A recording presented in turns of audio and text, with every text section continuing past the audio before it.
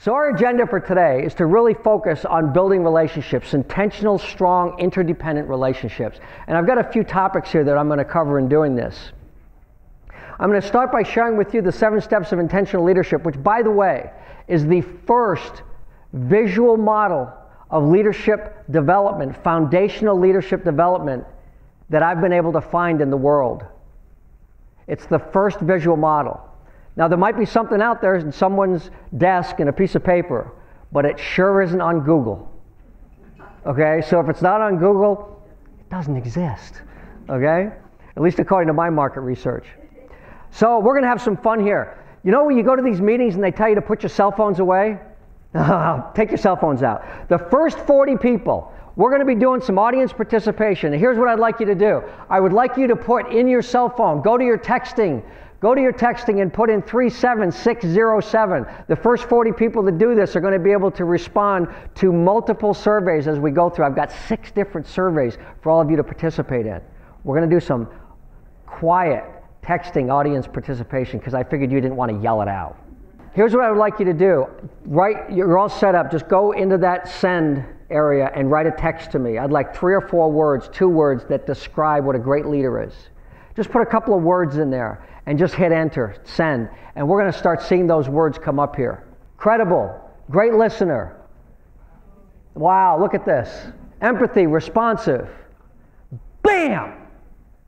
There you go. That's it. You know how to be a leader. We're done. Just do that. Be a visionary, empathically balanced, a fair, inspiring mentor, vision, listening, motivate. Just do all that. Isn't that what you want to be, a great leader, or at least a good leader? And especially in the most important leadership position that you all have, how many of you are parents? Raise your hand. Yeah, at least half of you. Sometimes more. At least the most important leadership position you have is being a parent. And you want to be able to do all these things. The problem is that we're not trained, we're not taught. Experience alone is a horrible teacher. It's horrible. How many of you said to yourself, I'm not going to be like that, like my parents, what they did to me, I'm not doing that, and then your child doesn't, you go, and you go right to it. And you do the same thing. It's because it's all you know. I can remember when my 2-year-old son did something, he was 2.5 years old, and I whacked him on the bottom. Why did I whack him on the bottom? Because that's what my father did to me. Former military officer, he knew one way of disciplining us, and that was through corporal punishment. His list of options was short. It was hit.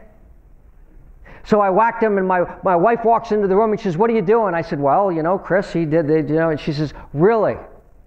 I think we can do other things.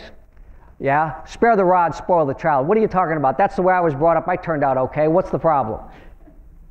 She says, we have other options. Is that the relationship you want to have with your son? For him to remember that you were hitting him when he was 2.5 years old? What does it take for an adult to hit a 2-year-old? A 150 or 200-pound adult to hit a 30-pound child? What does it take? I'll tell you what it takes. Emotional imbalance in the parent. That's what it takes. I was emotionally imbalanced. I wouldn't admit it at the time. That would require me to know what I was about. So I said, with righteous indignation, fine, what should we do? Well, being a school counselor, she listed 10 things.